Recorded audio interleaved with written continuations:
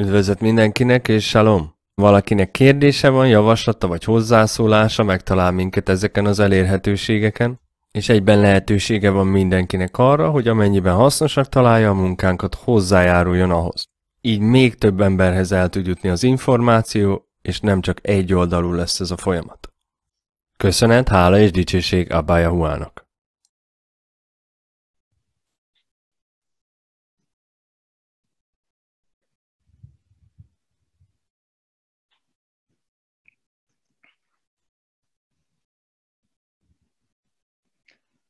All right, did it come up? Yeah, it came up. You're live.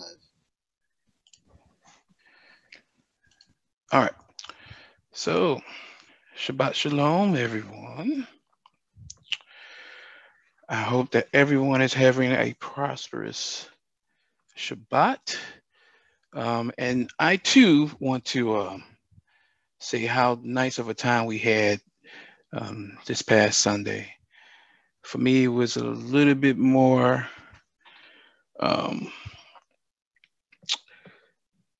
it's a little bit more important because it was my birthday. You know, I didn't really tell nobody, but it's blessed to see another year.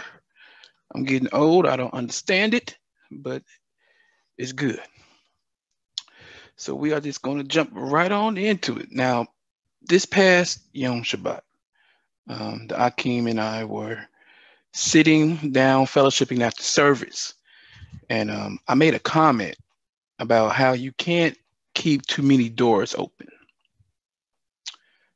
I'll use a dream I had as an example, okay? And I've told this dream a while back in one of our lessons on prayer, I do believe.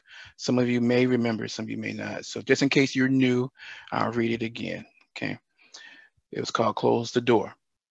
I was living in a high-rise building, but owned an abandoned house.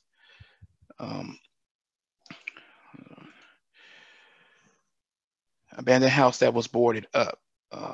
I could see this house from a window inside the apartment. It was situated in a field that was across the road.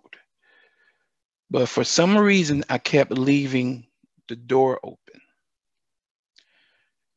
I would see the door open from the window and rush down to go close it. I would go in the house, which oddly had lights on for some reason. And after clearing the house, meaning, you know, making sure no one was living in there, I would close the door. So I thought, you know, only to look out that same window to see it open again. So I repeated this process a couple of times until I realized that I didn't bring the key to actually lock the door. So once I realized I needed the key, I went looking for it. That was a struggle in itself, but you know, once I found the key, then it became a struggle getting back to the house in order to lock the door. All of a sudden, the terrain changed. It went from sunny and warm to overcast and snowy. And it was deep snow, you know, that was hard to step in and out of, you know. And for some reason, the door wasn't, you know, a regular house door. It was made of thick plywood, but it had an actual door lock in it. So once I got to the door, I was able to go in the house and clear it out again. And this time close and actually lock the door. And when I was able to achieve that, I believe the area cleared up and was no longer overcast with snow. So the gist of this dream was, and I'm just adding this because I didn't see it before. The Father gave me this revelation on this dream that's been reoccurring for some reason. But the gist of it is just what Mori Yahu has been saying in his lessons. You know, the Father has given us all these chances to get things right. At some point, you have to seize this opportunity. It's not going to be easy. As a matter of fact, like I said about the dream, it became very difficult. It was a struggle. Why? Because once you realize that you have things that need to be taken care of, that's when everything starts to happen at once, right? Test after test, struggle after struggle. But understand that your today and certainly your tomorrow is not promised. As I read in that dream, there were obstacles, you know, that I faced. But no matter what the obstacles was, I completed my task. I made sure that I endured to the end so I can complete my task. And this is a principle that should apply to everyone that's hearing me right now. No matter what obstacles you face, you still have to complete your task. Now, for this lesson, and in this case, it's being clean versus unclean. I know it says, Father, save me, where it's a mindset change, but it has to do with being clean, right? And we'll get to that a little later on in the lesson. But now something else Maury talked about in his last lesson, you know, it's about getting our garments clean, which is getting us clean. If we want to make it, you know, if we want to get into the kingdom, that's one of the things we're going to have to do. And the crazy thing is, with these lessons, the Father is showing that it's the little things that can keep you out of the kingdom. Something so little as miscommunication between two people can ruin your name in those books that the Malachim are keeping. Yet at this very moment, you have an opportunity to right that ship. I also stated that until the Father feels as though we as a people understand what he's telling us, you know, these lessons won't change. These types of lessons that you hear all four of us do won't change. We will stay right here. That's how important this is. Understand, you know, there are thousands of people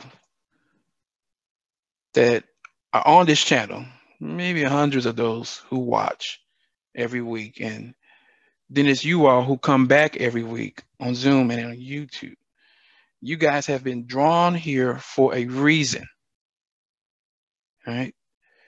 Everybody says that they thank the Father for showing them, you know, this assembly. You know, that's the Father right there, and that's a reason to rejoice, because he wants you to go to the right place.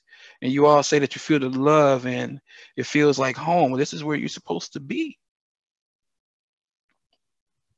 You know, when I sit back and think about all the places I could be right now, just like you, he led me here. And after I failed so many tests, he still gave me a purpose. Are you hearing me? And by no means am I greater than any of you. So if the Father can forgive me and still place me where he wants me to be, what's your excuse? And this is obviously for somebody. You know, somebody needed to hear this. That's why I'm saying this. So you need to pick yourself up and understand you are here for a reason. You didn't think of none of this on your own. You might have prayed for the Father to save you a long time ago. But like we saw with the last lesson, and we'll see it again, you know, you have to be in the right frame of mind in order to not only make such a request from the Father, oh, save me, rescue me, deliver me, but in order to actually receive that. This is why he places obstacles in our paths. We still have to learn how to maneuver through these things, right? Hallelujah. All right, let's begin. So, in both testaments, salvation deals with deliverance from danger and restoration to wholeness and prosperity.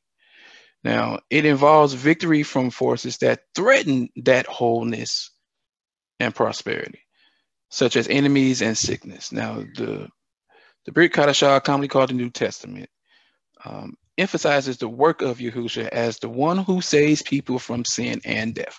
But it is clear that salvation is holistic and involves the well-being of the whole person.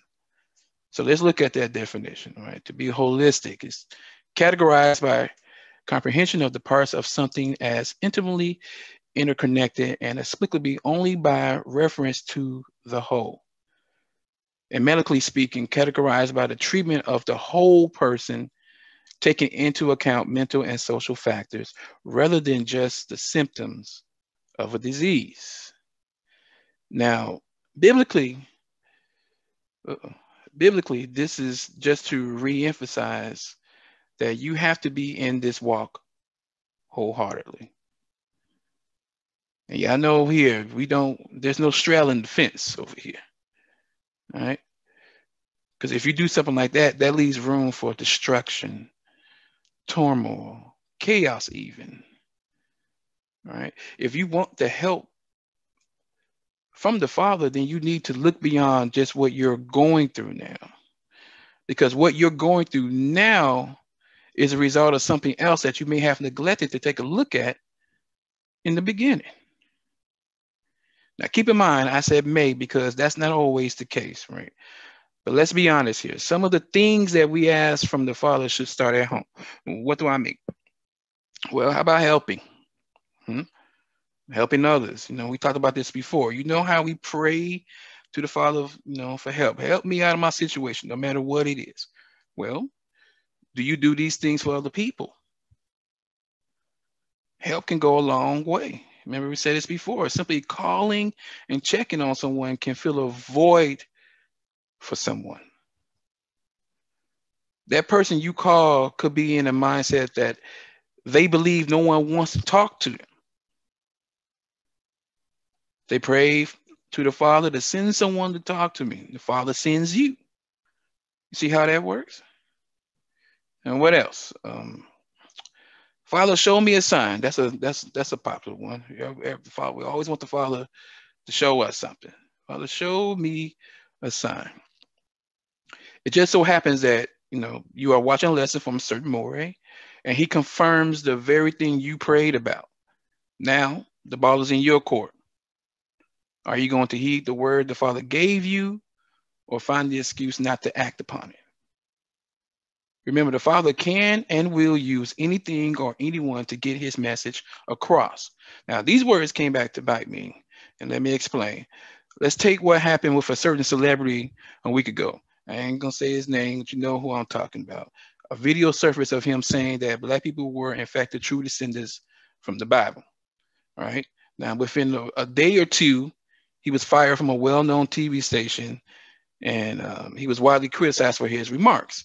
Now, just like a well-known football player before him, the celebrity backtracked a little and apologized. Now, here's where I say my words came back to bite me. Remember, I just said the Father can use anything and any platform he chooses, right? He can use anybody, no matter if you're in the truth or not. He uses whatever tools he deems fit enough to get his message across. Now, stop and think about that for a moment. Do you think that what this celebrity said had an impact on this society? Let's forget the fact that he apologized. Now, because of this, people are starting to research and ask questions, starting to open dialogues. That's what we need to start paying attention to. So my point is that when you ask the Father to help you with a certain situation, don't look for the solution or the answer to come the way you want it to. Just know that when you see it, act on it. Be obedient. Don't look for excuses not to do it. There are people out there who want to be in this truth but don't know where to begin. Guess what? All that talk that celebrity did could have been the open door that someone was looking for. You have to understand that Yahuwah doesn't owe us anything, right? The mere fact that he's willing to show us his chesed love, his steadfast love, should be enough for you to at least try. All right. So with that said, let's look at what salvation brought or didn't bring to the table in the Near Ancient East. All right. Now, before I get started, I just want to say that most of what I'm going to read these next couple of slides comes from the book entitled Davy's Death. Mesopotamia, Canaan, and Anatolia. In Mesopotamia, Canaanite, and Hittite religions, most people had a negative view of the afterlife. Humans were created to serve the gods. And the gods did not want humans to live forever. In the Epic of Gilgamesh, Gilgamesh is told, the life that you seek, you never will find. When the gods created mankind, death they dispensed to mankind. Life they kept for themselves. Ain't that something? There was no conception of judgment after death. Rather, everyone went to an unpleasant underworld. So no matter what you did, no matter what you said, you still went to the same place as everybody else. Rituals for the dead were designed not to improve the post-mortem experience, but to ensure that the dead did not bother the living. Common people did not have any hope of improving their lot in the afterlife, although they might have assumed special treatment for deceased rulers. As a result, desires for salvation focus on present circumstances. When Ugaritic prayer asks for physical rescue, O Baal, if you will drive the strong one from our gates, the warrior from our walls, a bull, O Baal, we shall dedicate. Such requests for salvation usually were tempered by pessimism about whether the deities cared enough to intervene. One poem laments, my God has not come to the rescue, my grave was waiting. And we talked a little bit about this a couple lessons ago when it came down to sacrifice, about how they were worshiping these deities just to appease them because they were so afraid that if they didn't do certain things, the gods would be mad and punish them. Like, who wants to go their whole life just doing something to appease somebody and not getting anything in return? But that's a whole nother story. That's what they did. Now, let's talk about Egypt. Now, although some Egyptians believed that a happy afterlife was possible based on virtuous living and or divine grace, others thought the afterlife would be gloomy. The rulers were considered divine and could expect a happy afterlife. For them, the afterlife was seen as more life, not death, and life with the negativities removed. Now, the scholar Osman argues that this blessed afterlife was restricted to Egypt's kings in the early dynasties and did not open up to others until starting in the 6th dynasty about 2200 BC. Somebody needs to be muted. Somebody has a question? Need to be muted. Okay.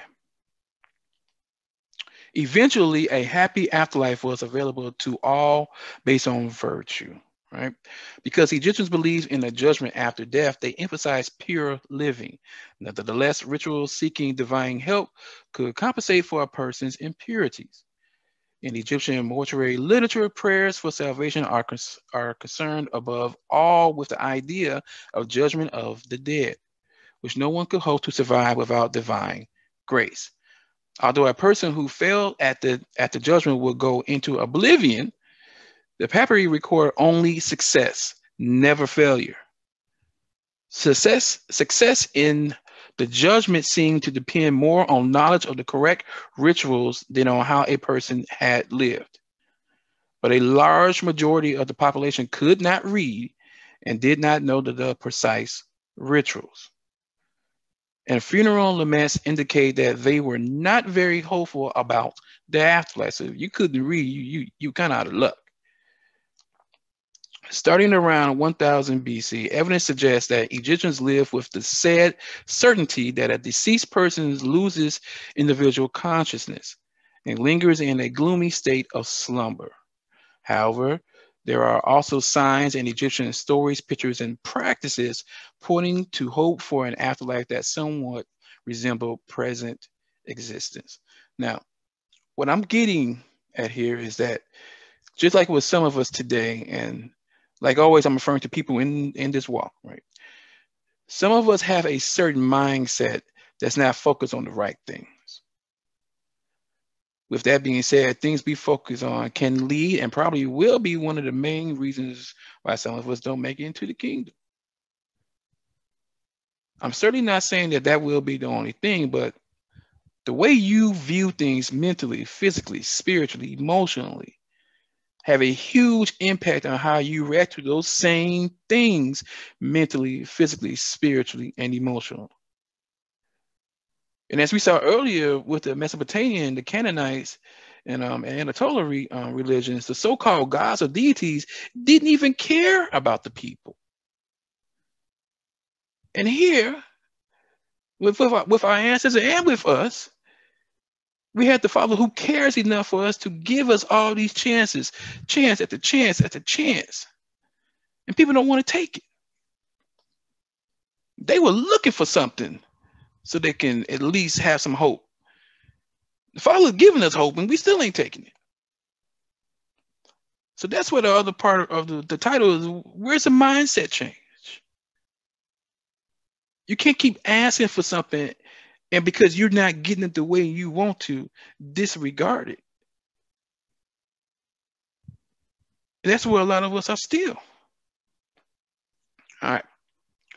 Now, we did, like I said before, we did a lesson a while ago on, what was it called? The ancient Egyptian offering formula. I don't know how many of y'all remember that, but this gave an insight on what happened when someone died according to Egyptian practices, right? So the ancient Egyptian offering formula. The offering formula is shown on a funerary stela. You can see over here. On this particular stela, the formula begins on the first line and reads from right to left. The offering formula, also known under the transliterated forms of its incipit, was Hotep de Nasut, right, from a conventional dictionary formula found on ancient Egyptian funerary objects, believed to allow the deceased to partake in offerings presented to the major deities in the name of the king, or in offerings presented directly to the deceased by family members. It is among the most common of all Middle Egyptian texts. Now, its incipit Hotep de Nasut, an offering given by the king, is followed by the name of a deity and a list of offerings given. The offering formula is usually found carved on painted onto funerary stela, all right, false doors, coffins, and sometimes other funerary objects. Each person had their own name and titles put into the formula. The offering formula was not a royal prerogative like some of the other religious texts, such as the Litany of Ra, and was used by anyone who could afford to have one. Now, keep in mind, we just read that most of the people didn't do this because they couldn't read. Now, you add money to the mix, so, my thing was back then, it wasn't about what you did, to please Elohim that got you to where you wanted to go in the afterlife. It was what you could recite and how much money you had that might have had an impact on things. Now, today, most people just refuse to do the little things that could help them tremendously in getting into the kingdom. And hey, guess what? It probably wouldn't cost you a penny. It's like I always say, obedience breeds rewards, right? Remember that. All right, salvation. Salvation is a rescue from a state of danger and restoration to wholeness and prosperity. In the Bible, people are saved from foreign nations, from enemies, and from the penalty of sin. Salvation also entails health, wholeness, and victory.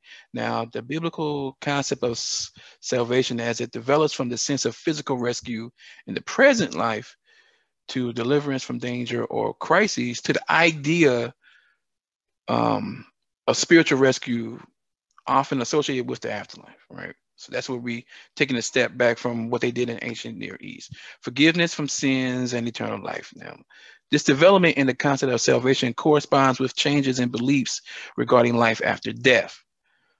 As views about the afterlife become more optimistic, the understanding of salvation expanded beyond the present world to include hopes for divine deliverance and even resurrection in the world to come. In the Bible's salvation usually comes from Elohim, all right, or Yahusha, or an agent of Elohim. Now, terms for salvation include the H3467, which is Yasha, and the H3444, which is Yeshua. These are the Hebrew words most often translated as save and salvation. And Greek Kadashah, commonly called the New Testament, you have the G4982, which is sozo, and you have the G4991, which is soteria. Now, these are the Greek words meaning save and salvation. So, Yasah, to save, deliver, help, to be helped, to be victorious. The core meaning of this verb involves helping or saving from danger. Some forms can refer to being helped or being victorious. This is the primary verb for salvation in the Hebrew, right? It literally refers to helping or saving from danger. Now, it is often used of giving victory in battle. We can see an example of that in Psalms 20:6. Now, I know that Yahuwah saves his anointed. I know that Yahuwah saves his anointed. He will answer him from his set apart or his holy heaven with the saving might of his right hand. All right. Now, both Elohim and humans can save people, right? Moses saved the daughters of Jethro from the shepherds. We see an example of that in Exodus 2:17. The shepherds came and drove them away, but Moses stood and saved them and watered their flocks. So these are all just examples we're going to see right now in the Old Testament. Elohim saved Israel from the Egyptians in Exodus 14:30, and later from their enemies through the judges in Judges 2:18. Thus Yahuwah saved Israel that day from the hand of the Egyptians, and Israel saw the Egyptians dead on the seashore. Judges 2:18. Whenever Yahuwah raised up judges for them, Yahuwah was with the judge, and he saved them from the hand of their enemies all the days of the judge. For Yahuwah was moved to pity by their groaning because of those who afflicted and oppressed them. Now, in Psalms 6:5, David asked Yahuwah to save his soul, or his nefesh, i.e. his life. All right. For in death there is no remembrance of you, and Sheol, who will give you praise. Now, that's just David, giving a reason for Yahuwah to act, saying that death will prevent him from publicly proclaiming Yahuwah's deliverance. Now, and we have Psalms 30:9 and Psalms 115:17. What profit is there in my death if I go down to the pit? Will the dust praise you? Will it tell of your faithfulness? In Psalms 115:17, the dead do not praise Yahuwah, nor do any who go down into silence. So again, this is David's argument that he will be unable to praise Yahuwah or tell others of his faithful restoration if he were dead. It would be better for Yahuwah to deliver him. So how many know someone who does say, Father, if you just save me from this situation, I promise I'll praise your name every single day. All right.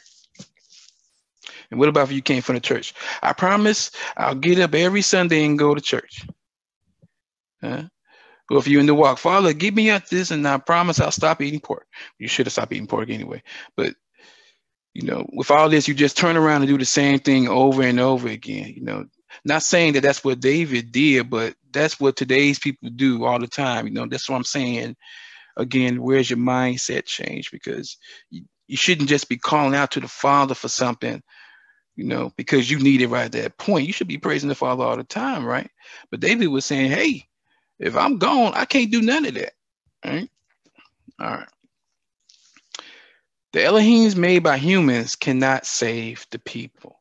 We see this in Jeremiah 2:28. But where are your Elohims that you made for yourself? Let them arise if you can, if they can save you in your time of trouble, for as many as your cities are your Elohims, O Judah. All right, Jeremiah, now we can compare this to Jeremiah 2:6 and 2:8, you know, where it says, but where are your Elohims that you made for yourself? Now, this is where the priests failed to ask the question of YAHUAH. They did not say, where is YAHUAH, who brought us up from the land of Egypt, who led us in the wilderness, in the land of deserts and pits, in a land of drought and deep darkness, a land that none passes through, where no man dwells. In Jeremiah 2:8, the priests did not say, where is YAHUAH? Those who handled the law did not know me. The shepherds transgressed against me. The prophets prophesied by Baal and went after things that do not profit. Now, just like back in Egypt and Mesopotamia, there was no living Elohim that could save these people. From the past lessons, we learned that most of the other Elohims that these people worship would even help them throughout the course of their lives, right? Yet they still felt a need to worship them. Now, today, we got people who think that just because their ancestors were part of the original covenant, that they are a shoo-in when it comes to getting into the kingdom. All right. Now, of course, we know that's not true, right? But in the same breath, you have to understand, you know, this is not burdensome. You know, I'm trying to say it's not hard. It's not as hard as you may think it is, right? The Father doesn't require much out of you. You know, just do what our ancestors agreed to do at Mount Sinai, and that was just keep the core of the covenant. You know, all these things he said we will do. That's what we should be doing if we agree to the same covenant. Valakinek kérdése van, javaslata vagy hozzászólása, megtalál minket ezeken az elérhetőségeken, és egyben lehetősége van mindenkinek arra, hogy amennyiben hasznosnak találja a munkánkat, hozzájáruljon ahhoz. Így még több emberhez el tud jutni az információ, és nem csak egy oldalú lesz ez a folyamat. Köszönet, hála és dicsőség Abba YAHUAHnak, halleluja és salom!